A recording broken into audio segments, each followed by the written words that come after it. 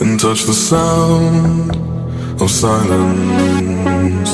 And in the naked light I saw 10,000 people, maybe. People talking without speaking, people hearing without listening, people writing songs that voices never share, and no one dared disturb the sound of silence. Fool said, you do not know. Silence like a cancer grows. Hear my words and I might teach you.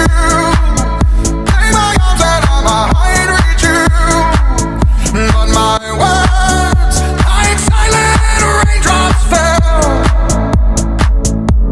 and echoed in the wells of silence.